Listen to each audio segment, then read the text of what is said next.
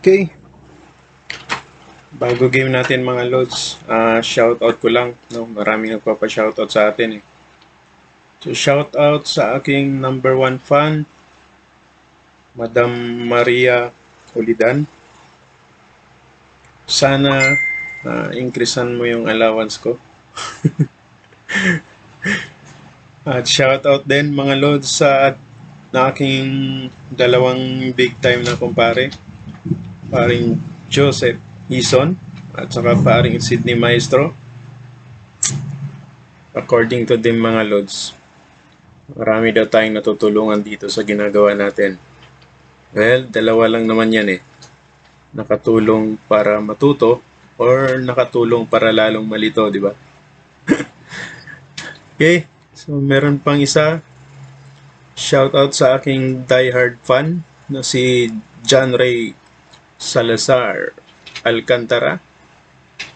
Mabuhay ka lods, more blessings sa'yo. Papa-shoutout na siya guys ng maaga habang konti pa lang daw yung subscriber natin. Baka daw kapag maging 10 milyon na, wow, 10 milyon. Hindi na raw siya papansinin. Okay? So last video natin mga lods, may nag-comment doon. Hindi ko alam kung estudyante or nagre-review yon or graduate na, may lisensya na. Ano raw? Vector analysis ata. Yung pinapahanap niya. Perpendicular daw given yung 2 points. So hindi ko gaano magets kung ano yun. No? Kasi kung 2D lang yan, yun yung application ng analytic geometry natin. Pero kung application ng vector, naka 3D yan. Yun yung pinakamahirap na lines, yung tinatawag natin na na skewed lines. Meron ako ditong prepare guys. Mga lods, talagang pinagtiyagaan ko to. Skewed line yung tawag doon, no? Let's say ito, meron kang line 1 na papunta rito. Pababa siya. Pero in 3 dito, then yung red natin, yung line to papunta doon. Kung mapapansin nyo, hindi sila nag-intersect. Pero pag titingnan mo yan dito, sa portion na to, or doon ka sa baba, nag-X yan, nag-cross yan. Pero never mag-intersect yan, or yung magtagpo. So parang nagkasundo na magkita, pero hindi pinagtagpo. Parang ganun guys. Ganun yan mga loads. So, hanapin mo dyan. Pag sinabi niyang yung shortest distance, yung pinakamaikling distance sa pagitan nilang dalawa, ito yon, yung line na yon. Kapag mag 90 degrees siya sa line 1, then kapag mag 90 degrees din siya sa line 2. Okay? So, paano yung analysis doon? Ito, inano ko na, prenogram ko na kasi hindi ako gaanong magaling eh pagdating sa vector. Tingnan natin kung maintindihan nyo. Ano? Okay. Meron ka dyang line 1. Okay. Ang ibibigay dapat dyan, or hanggat maaari, gawin mo siya sa ganitong format. Line 1, then line 2. Sa line 1, dapat may passing point ka. Ito, line 1. Passing point mo to sa A. So, meron dapat yan X, Y, Z na, na component. Then, nilagyan ko ng arrow mga loads. Ito yung direction niya. So, meron dapat siya direction vector. So, plus yan, plus S, then yung ijk niya. Anong silbi nito mga loads? At any value ng S, makakakuha ka ng point B. Point B dito. Kapag si S ay 2 or 1 or 0.5, kakaroon ka ng point B. So, ito yung direction vector mo. Okay. So, paano naman kapag ang binigay ay dalawang points? Let's say, dalawang point A and point B. May point B ka dito. Di, kukunin mo to lagi. Paano makuha to? So, yung point B mo, point B minus nitong A. So, isi-set mo lang at S is equal to 1. Kunyari, nasa at 1 si S. So, makukuha mo tong mga value dito.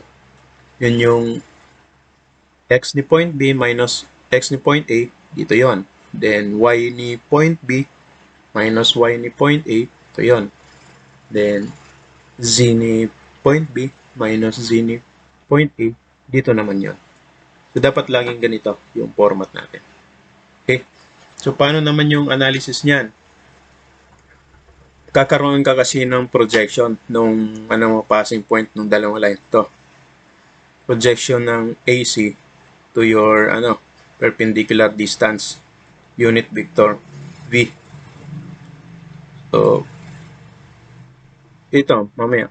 Hanggang sa makuha natin tong distansya na to. Okay. So, ang una mong gagawin dyan, step 1 natin.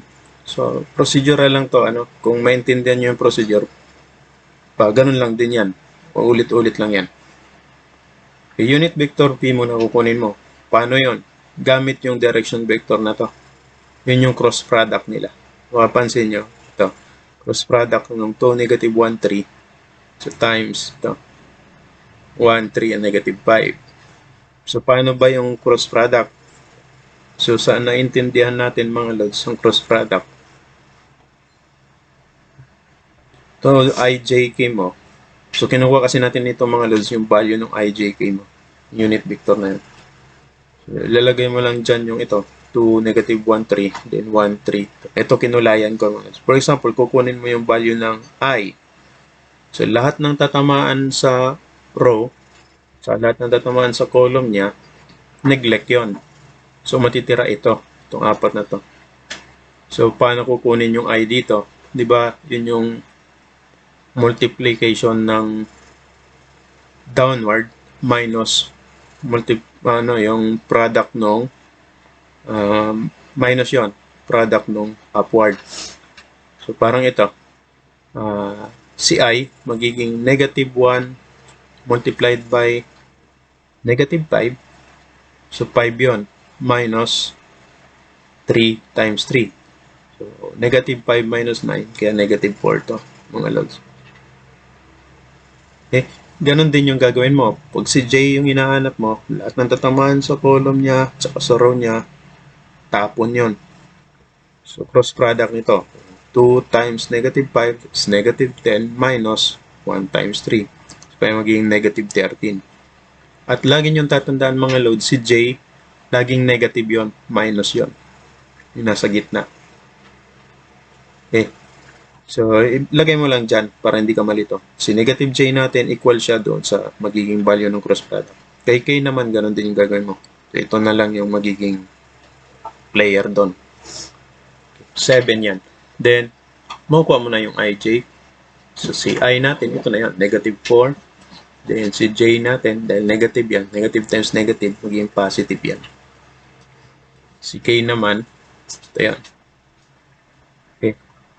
Then, after that, kunin mo naman ngayon yung absolute value nito. Absolute, yun yung square root ng negative 4 squared plus 13 squared plus 7 squared. So, magkakaroon ka nito ng absolute value. Si AC naman. Ito si AC. Ito, AC. So, that is equal to your XYZ ni C minus XYZ ni A. So, ito yon.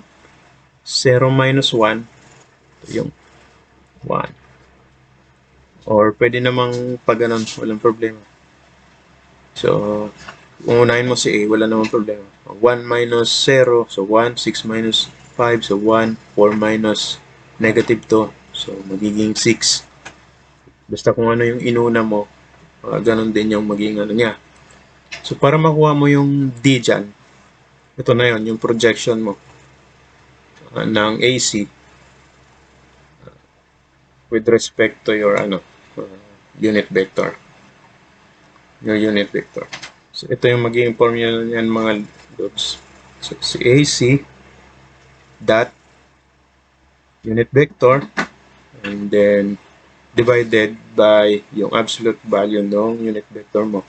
O, paano naman tong dot? Baka malito kayo. Kasi kanina cross product yun. Ganito yon. Pag dot naman mga loads, tatandaan nyo lang, kung anong value ni z, multiply mo lang sa I. Kung marami kang value ng, x pala. Kung marami kang value ng x, summation nun.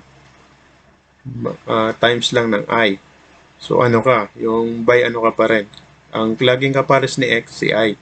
Ang laging kapares ni y, si j. Tapos si z, si k. So dito sa atin, itong value nitong dot na to, ito yon yung 1 times negative 4. So magiging plus 1 times 13 plus 6 times 7 over nito. Yan. Naka-formula yan mga loads. Para rekta lang. Okay. So, ito na yung pinaka shortest distance nila. Kapag given, ito si line 1, ito si line 2. Itong yellow mga loads, ano lang to. Ano na rin, trinogram ko kasi. So, kahit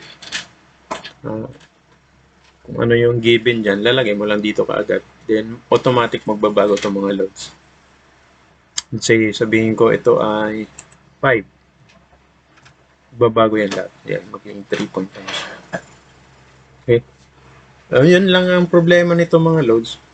Direct na bibigay niya to, yung shortest distance mo. Paano kapag pinapahanap sa problem mo?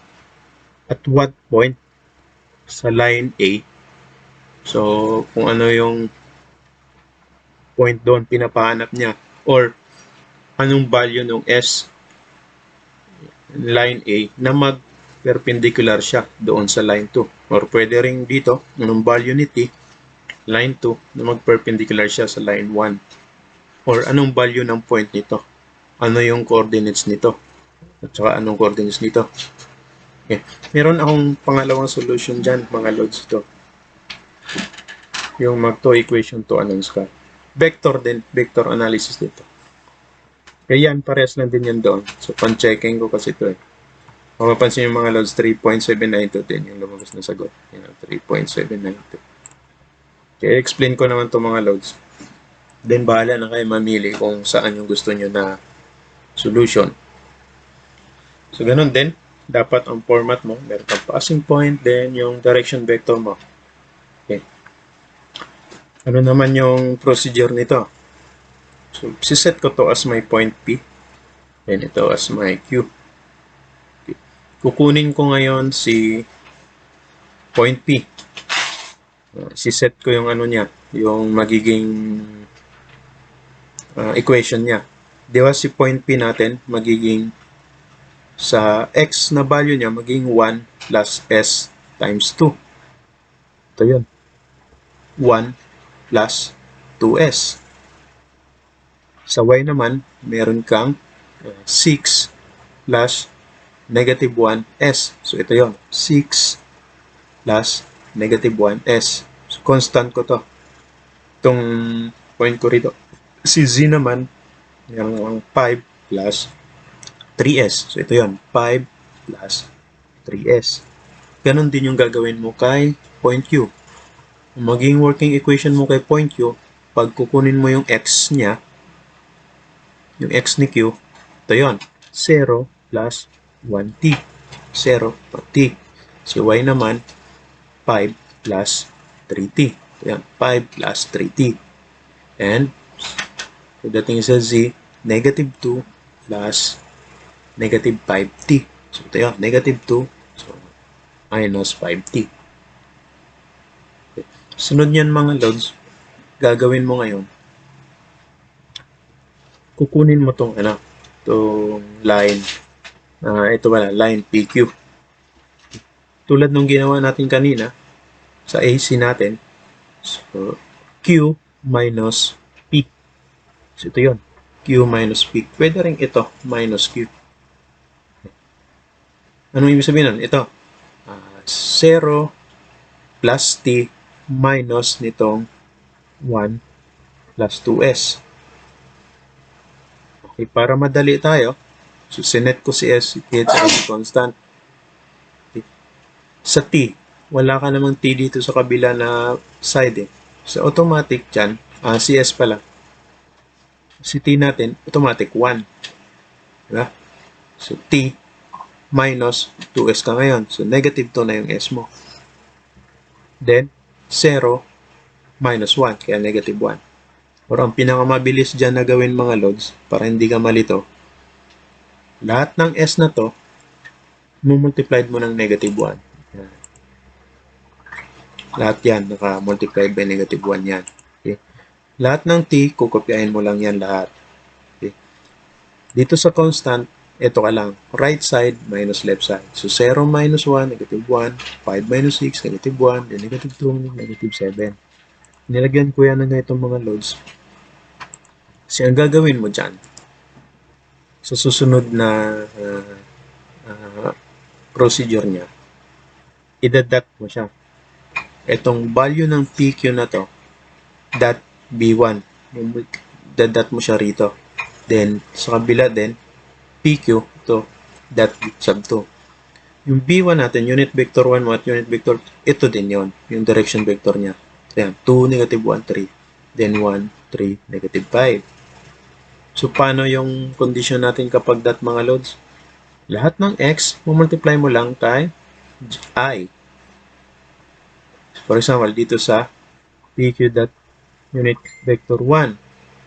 So, lahat ng x. So, ito yon, negative 2 times 2, negative 4. 1 times 2, 2. Hindi mo pag-add yun kasi magkaiba yan. T, sa constant. Then, negative 1 times 2, negative 2. Okay, lahat naman ng y, multiply mo ng j ni vector 1. Ano unit vector 1? So, ito yun. 1 times negative 1. Ito yun. 3 times negative 1. Ito naman yun. So, ganun din yung gagawin mo sa z value. Same din dito mga loads. Ang multiplier mo naman dito, itong unit vector to. Parang negative 1 times 1, so negative 2. Then 1 times 1, 1. Then negative 1 times 1, negative 1. So, ganun din gagawin mo sa y, tsaka kay z. Okay. Kukunin mo dyan ngayon mga loads, summation nitong s. Pag isa-sum mo yan lahat, yan. Sum ko yan. Then si t din, sasum mo yan lahat. Then si cos, sasum mo yan. Yan yung equation 1 mo. Bali, ang equation 1 mo, negative 14s minus 16t minus 22. Equation 1 mo yun. Ganon din yun sa magiging value dito. Summation nito, summation nito, summation nito. Ito yon. Si equation 2 mo ngayon, 16s plus 35t plus 31. I-equal mo yun sa 0 mga loads. Equal to 0. So kung mapapansin mo mga loads, meron kang dalawang equation at saka dalawang unknown, which is yung s at saka t. Okay. Makukuha mo yan by elimination or by substitution. Okay. Hindi ko na patatagalin. Kukunin ko yung value ng s at t. Meron naman ako ditong nakaprogram din na equation eh. So 3 equation 3 unknowns, pwede rin naman dito 2 equation 2 unknowns. Or yung tinuro ko sa inyo mga loads yung sa solver dito sa data. Pwede mong gamitin to. Or sa calculator nyo, yung equation. Okay. So, pag makuha ko yung value ng S at saka T mga loads, pagbabalikan ko tong equation ni P, di ba 1 plus 2S siya? Sa-substitute ko lang yung value ni S dito. Sa equation na to, makukuha ko yung value ng X ni P. Ito na yon. Same din doon sa y ni P, point P. Ito mga loads, ito na yung magiging coordinates mo sa point na to. Same din dito, si Q. Di ba may equation ka kay Q? 0 plus 1t, 5 plus 3t, then para sa z niya, negative 2 minus 5t. Substitute mo lang to mga loads. Doon. Makakakuha ka nito. Ito naman ngayon yung point dito. Sa point Q. So, sa drawing ko mga loads, hindi ito yung exact drawing nito kasi, ano lang to, sinample ko lang to na line. Pinakita ko lang Kung gusto niyo ng exactong drawing, i-graph mo siya para sakto yung may direction mo at saka kung ano yung itsura niya. Okay. Ito, ini-explain ko lang sa inyo. Okay. Meron ka ngayon nito, mga coordinates niya. Hindi makuha mo yung distance ni PQ. Paano yon? Hindi si P minus Q or si Q minus P. Dito ang ginawa ko mga loads. Yan. So, si Q minus, So, ito yon. Ah, ano naman to? So, ito yung magiging component nung magiging distance mo. Distance PQ. Ito na yung component niya sa X, ito yung component mo sa Y, ito yung component niya sa Z. Pag kukunin mo yung absolute value niyan mga loads, yung square root ng x squared plus y squared plus z squared, ito yon. Which is parehas yan dito. Ito kasi mabilis to gawin kapag distance ang kinukuha. Ang kinaganda naman itong isang mga loads, makikita mo lahat, nandyan lahat ng hinahanap mo. Value ng S, value ng T, yung magiging coordinates mo ng point P and point Q, saka yung magiging component niya, ng pinaka-distance mo mismo. So kung ako, recommend ko, ganitong solution. Para kung kahit anong itanong sa problem, andyan na siya. Andyan lahat. Okay? So sa mga lines kasi mga loads, ito naman yung pinakamahirap eh. Yung nagkasundo na magkita, pero hindi pinagtagpo. Nag-cross yung landas nila mga loads. Kaso hindi nagkabanggaan. Nag-cross lang. Parang ano lang to, yung meron kang underpass sa ilalim, may overpass ka sa ibabaw. Okay? So, kung may tanong kayo dito mga loads, comment lang kayo dito sa video natin. Then pag may gusto pa kayong mga topics na itatanong, uh, kung kaya ko, share ko. Kaso kapag hindi mga loads, pasensya na kayo. Sabihin nun, hindi ko alam. Hindi naman lahat ng bagay kasi is alam natin. Minsan nagkukunyari lang tayo na magaling. Pero totoo niyan, hindi talaga natin alam. Okay? Nice game mga loads. Kung diskarte lang dyan loads, sundan nyo lang tong ginawa ko. Program nyo rin or solve kayo maraming problems para makita nyo. Para pag masanay ka kasi, automatic na magsulat yung kamay mo pagkasanay ka na. At saka para hindi ka lalong malito mga loads. So, relax ka muna. Basahin mo muna tong susunod ko na bibidyo. Nice game tayo, nice game. Mga loads, salamat sa inyong suporta. Salamat at sana hindi kayo magsawa.